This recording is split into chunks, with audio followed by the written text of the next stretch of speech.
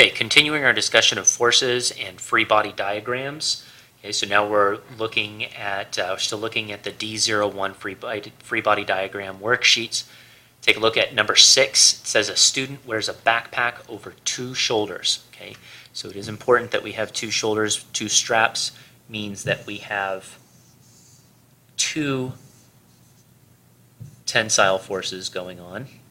So force of tension, force of the tensile force on both shoulders, okay, and that is going to act against the force of gravity so that everything stays, the backpack is not falling to the floor and the backpack is not floating off into space. So these two forces, these 2 tension forces must be equal to, when they total, must be equal to the force of gravity so that everything stays the same. So your 2 arrows for the tensile force should be roughly half each of the force of gravity.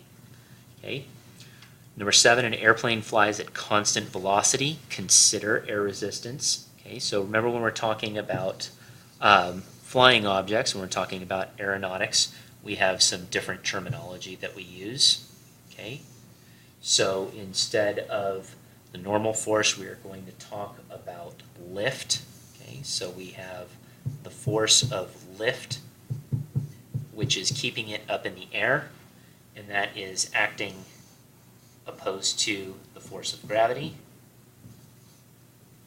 Okay, and then we have the force of thrust, okay, which is the applied force. Okay, that's what's making it go forward. And then acting against that, instead of friction, we have the force of drag. Okay, so the force of friction or the force of air resistance in the horizontal direction is called the force of drag.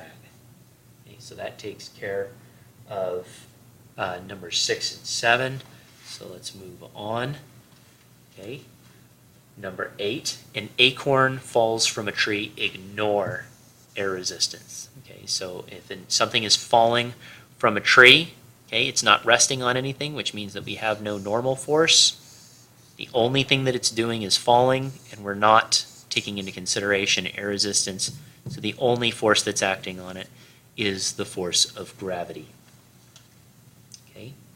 Now moving on, for the rest of these problems, what I'm going to do is I am going to draw the diagram for you, and then you are going to be the one that fills in the appropriate forces. So number 9 says a block covered in sandpaper is pushed at a constant velocity along the surface of a plank. Consider friction. So this is just like the one that we did with the book. Okay? So we have our free body diagram. Our free body is the square, and I am going to give you a hint that we have 4 forces acting on this. We have 1 force going up, 1 to the right, 1 down, and 1 to the left. And you need to figure out what those forces are and where they belong. Okay. Number 10 says a soccer ball moves upward after being kicked. So it moves upward after being kicked, and it says ignore air resistance. So again, I am going to draw the diagram for you, and you are going to label it. Okay, so there's our ball. We have 1 force going in this direction, and 1 force going in this direction, and that's it. Okay, so that takes care of numbers 8, 9, and 10.